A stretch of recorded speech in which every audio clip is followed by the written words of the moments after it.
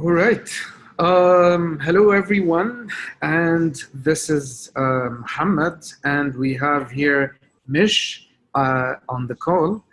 And we're having this call to discuss the synergies between ORSC and Agile and how both worlds we can bring them together. So before digging into the conversation, I'm gonna briefly introduce myself and give Mish the opportunity to introduce himself as well. So my name is Mohammed. I'm the co-founder and the principal Agile coach in Agile Academy.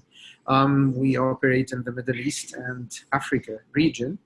And I'm mainly passionate about organizational change and organizational culture transformations, specifically agile transformations. So I work with leaders, with organizations, with teams, and to the agile transformation journeys. I also specialize in mentoring and educating other agile coaches. And my true passion in the last 2 or 3 years has been in actually developing more agile coaches and developing their core competences in our region. Mish, please tell us who you are. Mish Middleman, really happy to be here with you. Based in Johannesburg, South Africa.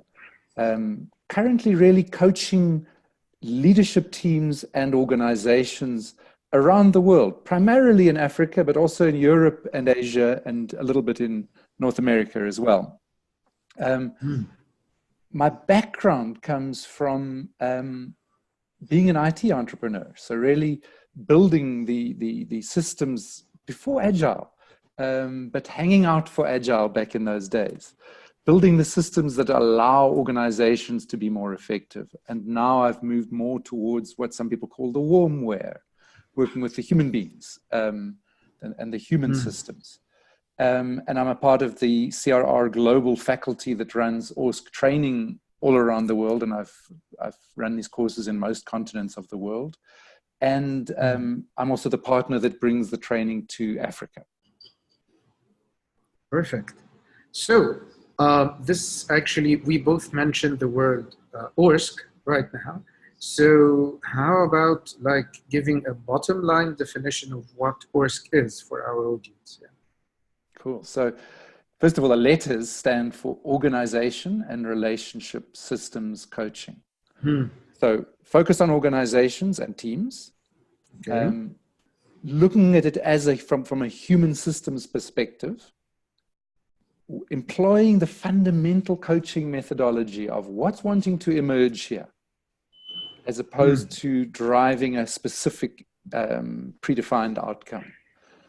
And I didn't yet mention the word relationship. Why the word relationship is there is because we really believe that it's in the relationship that the wisdom and creativity of human systems resides and flourishes. And the methodology that we work with is to build those relationships and feed them in order that the team and the organization flourishes and the individual members flourish. Interestingly, what you just said just emphasizes the core link between ORSC and Agile, which is in Agile, in the first value in our Agile manifesto is called the individuals and interactions over processes and tools. And what this value emphasizes is actually that people and their relationship comes first before processes and tools. And interesting, or what's ironic, is that although that's the first value written in the Agile manifesto, it's the one which has been notoriously overlooked by a lot of Agile coaches, because a lot of Agile coaches believes that your job as an Agile coach is to help a team or an organization to adopt Agile, which is basically the mechanical part of what Agile is, which is doing the practices and tools, and it leaves out what they would call the GUI people stuff and working on the human aspect of change. And this is where ORSC, I believe, could come in and enrich this in a huge way. I think you're so right, because I think I think human beings and human systems are a bit gooey. And if we spend too long in that swamp, it gets pretty hard. What I love about the agile approach that you just outlined is this doing and being, holding the both. And the primacy of relationship and interaction, as you said, but the valuing of tools and processes as well. I think that a bit of ORSC training can help agile practitioners to beef up the human system side and the relationship system side, and enable you to put that hat on of the team coach and the systems coach when you need it, and take it off again when you don't need it. So I'm inviting you to come and play in the swamp of human relationship, but I'm not asking you to drown in that swamp. I love actually that you pointed and used also the a metaphor similar to wearing a hat or stepping into a specific competence, because it relates also to our agile coaching competence model, the one that is widely used in the agile coaching community, which basically states that an agile coach is someone who combines 4 main competences, which is team facilitation, professional coaching, mentoring, and teaching. And most agile coaches, they relate a lot to the teaching and mentoring competences, because that's where you get to tell your teams and you get to tell organizations what to do. And that's where you contribute in the content. While the team facilitation and professional coaching competences is one where you just hold the process and you hold the space for them, and they are the one who owns the content and owns their decisions.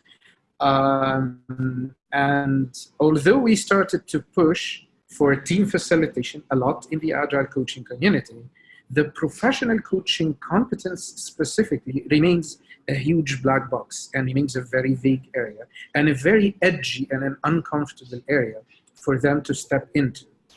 The ORSC training really builds your muscle in that area. It's very practical and interactive. So after even the 2-day foundational course, you walk away with a lot of skills that you've really practiced. It's not just a theory kind of a thing. And I know agile training is very similar. I think there's something about ORSC that really helps listen to the language of a human system. Because after all, a human system, a team that you're working with or an organization you're working with, doesn't have one voice. It can't, in English or in Arabic or in Japanese, give you a single statement of what's needing to happen, unless we're in a very organized process. So when we're doing tools and process, we can create process descriptions and so on. But when it gets gooey, there are emotions flying. There are unspoken visions and dreams and wants. There are subterranean conflicts going on. This is where you put on the coaching hat. And ORSC starts at the level of building muscle to understand the language of systems. How do systems communicate the things I just described? How does it work through body language, through movement, through layout of the constellation of the people in the team or the organization, through the energy and the emotional field that's in the room?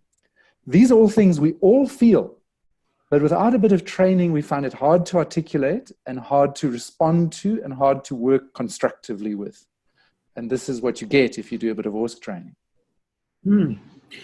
I love what you're saying and how it actually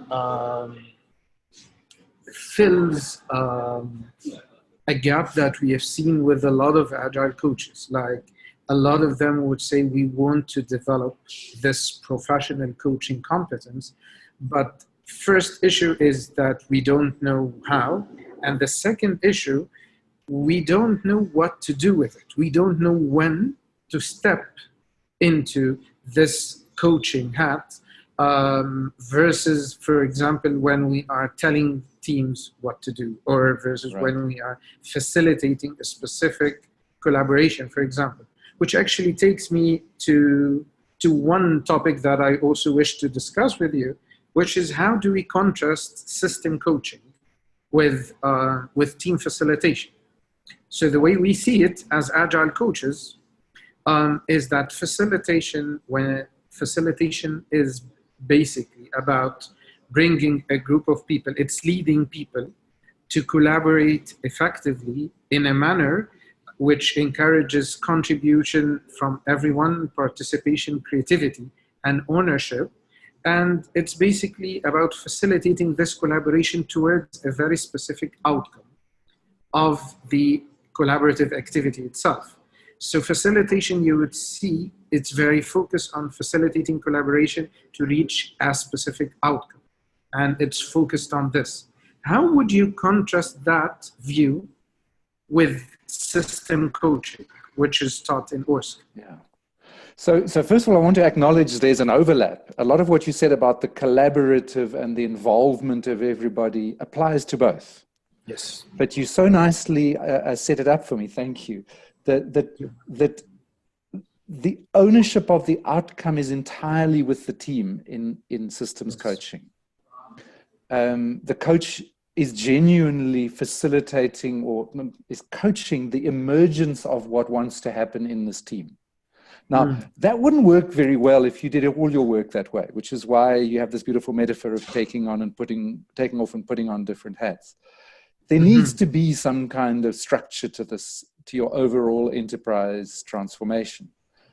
But when it gets gooey and sticky, as you said, which it does in real life, human beings don't adopt systems smoothly and neatly. That's when you need to go, hang on, what just happened here? What needs to be said and done for us to find the alignment to move forward again with the process?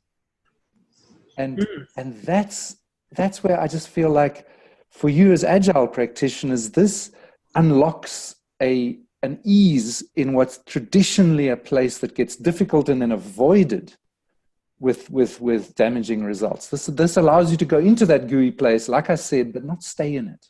Just do what needs to be done. Let the system, the client system, find its way out and then move on. Wow, so what you just elegantly articulated just gave me an idea about something that I started to focus on when I first went through the ORSC training with you in South Africa, which is basically I started to pay more attention to the team relationship aspect rather than just to be focused on an outcome of a specific activity. So you could easily be consumed on, okay, so I'm facilitating a brainstorming meeting for my team right now. I'm facilitating a team chartering activity, a feedback session for the team members. We call it a retrospective in the Agile language. Right. You could easily be consumed in just the facilitation and the outcome of that specific activity. And you overlook the aspect of the relationship between the individuals themselves. Like, how do you want to be in relationship with each other? So what kinds of values? What are the areas that we want to grow as a team? What are our dreams? What are our goals as a team? So that's not facilitation. That's not a specific outcome from a specific activity. It's more of attributes for the system itself and their relationship as individuals. And this is such profound stuff. It's been something that's affected my leadership as an entrepreneur and as a coach and as a human being wanting to change the world, that there's so much passion around getting to the result, but it often trips us up. And one of the formulations of leadership that's really been impactful for me is that leadership is in equal parts about setting direction, getting things moving forward, and holding the space for others to lead. And this is where I think this is so helpful, that we do come in as agile practitioners with some expertise that helps the organization find a direction or the team find a direction. And we need to hold the space for them to fully own whatever is emerging here. And the ORSC blend helps with that ownership. you mentioned that thing about what we call designing the alliance. What kind of relationships do you want as you do this work? To me, it like bolts onto the team chartering kind of process, so that there's team chartering is more action oriented. As you so often say in Agile, this is about doing and being. So this gives you a real tool set for enriching the being part of the work that you do. And engaging everyone collaboratively in it, not just you coming as the expert on being, but being is something that everyone does, everyone experiences. So we do it collaboratively, and we generate a different level of ownership that way. Interesting. Well, this brings us to also one of the common questions that we get a lot, which is once Agile coaches, they start to be introduced to what professional coaching is, usually, or almost all of them, their minds usually go to individual coaching, like one-on-one. Once we tell them we would start to develop your professional coaching competence, they say, okay, isn't this one-on-one coaching thing where you coach a person and you don't tell them what to do? So that's in a simple way the view of a lot of people about what professional coaching is. How would you contrast individual coaching to system coaching? So ORSC was I think the first in the world at bringing an accredited systemic team coaching methodology into play. So it uses those core principles of coaching that apply to individual and team coaching, but it rigorously looks at if your client is a team or a system, you're talking to a different kind of animal. An individual, like I said, speaks a particular language and answers more or less with one voice. A team speaks through body language and configuration and doesn't speak with one voice. Fundamentally, there's diversity of views. So we have to have completely different set of tools and skills to hear those voices, listen to those voices, enable them to interact with each other and find a way forward. And it's the most delicious complexity. It's rich, and it's about where the rubber really hits the road of getting things done in the world. Because after all, things are done in the world by collaboration of people, whether in one team or between teams or one organization, or often in the modern world, between organizations as well, between partners and suppliers and vendors and consultants, all collaborating in complex ways. So this to me is the excitement of doing this work. And what you just said emphasizes how actually deep the synergy is between ORSC and Agile, because Agile is all about systems. It's all about working with teams of teams, and working with organizations, and working with different organization units. So Agile coaches, they spend all of their time working with systems. And an Agile team, which is an autonomous, self-organizing and a cross-functional group of people working towards a common goal, that's what we call the building block of any Agile organizations. So Agile organization is about teams. It's not about individuals. Yes. So I see this where it's beautiful, the synergy between the two worlds actually come in place.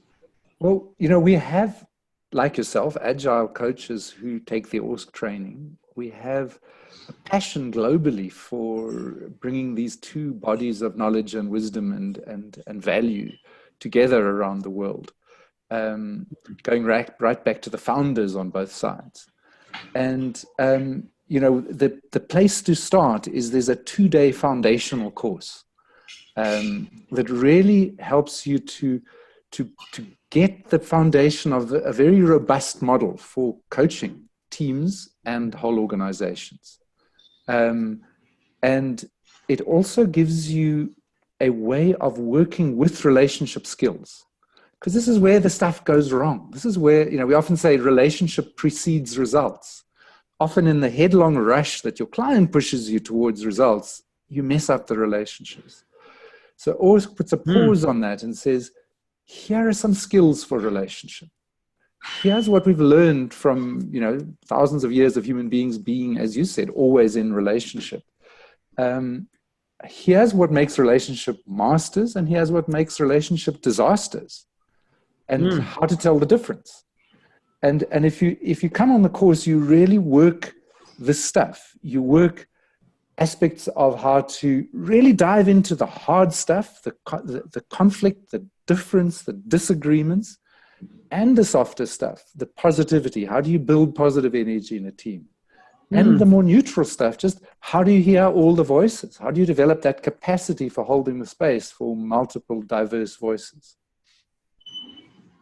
Well, actually, this takes us to a question that I believe we would receive from a lot of Agile coaches in our community, which is, okay, so if we start with the fundamental class, which is the 2-day ORSC fundamentals or ORSC at work class, so what exactly will they be walking off with from that class? Okay, and that would be really relevant to Agile coaches. Right. So let me try. Number one is this model for coaching teams and aggregations of teams in larger enterprise organizations. The second one is really the tools for collaboratively designing the relationship part of the team or organizational charter. The next one is building positivity even when things are tough. So finding the positive, because you're going to have low moments. The next one is working constructively with conflict. Not shying away, not going, oh my God, there's conflict, there's destructive communication. This is not ours. This is our client. They're in conflict. We need to go in there and support them finding a way out. And the richest learning actually is found there. And the real organizational courage to move forward on the project comes from working through the conflict and having the hard conversations skillfully. Yeah. And that would be my last one, is just... Especially if the conflict. No, sorry.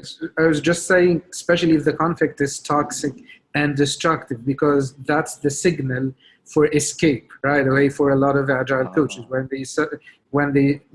That's a very popular opinion that we hear a lot. Guys, like, once conflict becomes personal, destructive, once it becomes toxic, then we don't know what to do, and usually we just avoid the whole thing, and we just don't know how to deal with destructive and toxic conflicts. Right. So where we start in principle with that is that apparently individual we take as a property of the system. We take it that if that one person wasn't the one behaving in this way, somebody else would, that there's some disturbance in the team. And we make it less about that individual and more about, so this team is in a difficult place. That's the first step.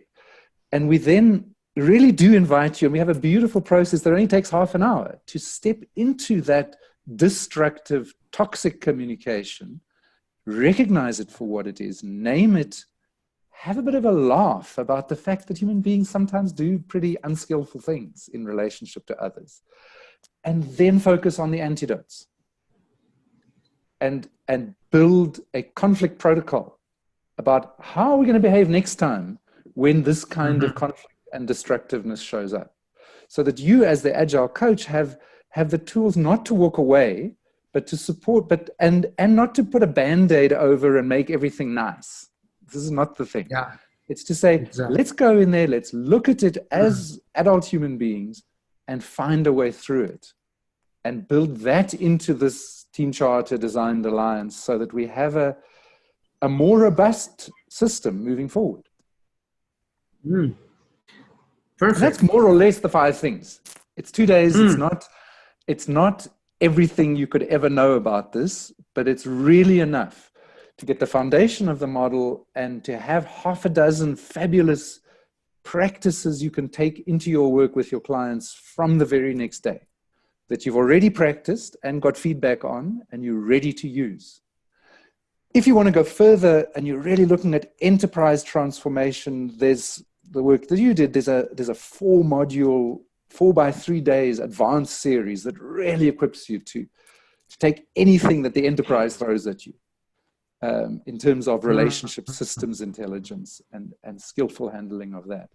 But even the 2-day foundations, I think you'll find really, and as you know, really can transform your practice and open the doors to those doors that you were keeping closed, without making you gooey all the time, but just open the doors and let you deal with that as part of your overall practice.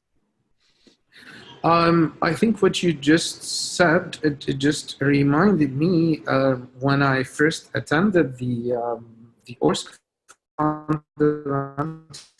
class, and by the rich amount of tools and skills that I was walking away with, that I could actually start using them right away with my teams and with the systems that I was working with.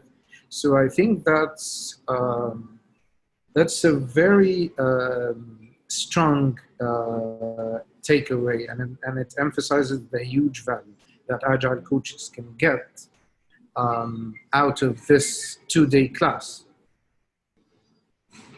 I was about to say something about it being global, and then the fact that we're global intervened in our conversation because we had a bandwidth break.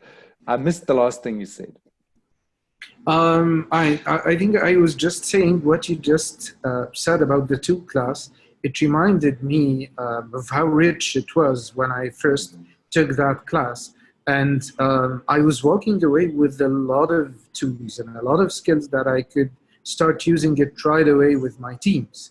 So I believe it just emphasizes the huge value that I believe Agile coaches would actually get from going to that class. And like you just said, going for the rest of the series is also about dealing with more challenging aspects of large systemic changes. And that's also very relevant to Agile coaches, because Agile coaches, they don't just work with teams, they work with teams of teams. And when we get to enterprise Agile coaches, they lead enterprise level cultural change initiatives, which spans across big enterprises. And it's basically a huge systemic change, which probably would need them to equip themselves with different competencies and different skills to address and to lead such magnificent change. Wow, fantastic. I mean, this is what I do on a daily basis with my clients, and I absolutely love it, and I love sharing it. And just to go back to the global, I think as Agile practitioners, you will have already loved the way that Agile courses are run.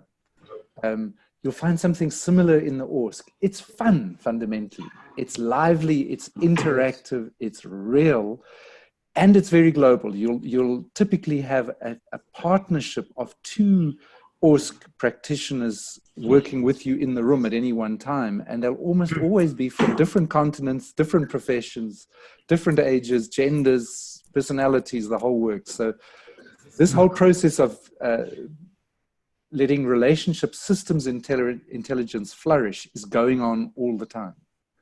And, you know, welcome to you as Agile coaches. We would love to build this collaboration, and I'm really grateful to you for this opportunity to have this conversation. Thanks a lot, Osunish, for sharing with us your wisdom about the ORSC world. And likewise, I've enjoyed this conversation a lot, and I'm really looking forward to work with you and collaborate with you in bringing both worlds together, because we see a lot of synergies between both worlds, and we can see like a better match for this marriage to happen very soon between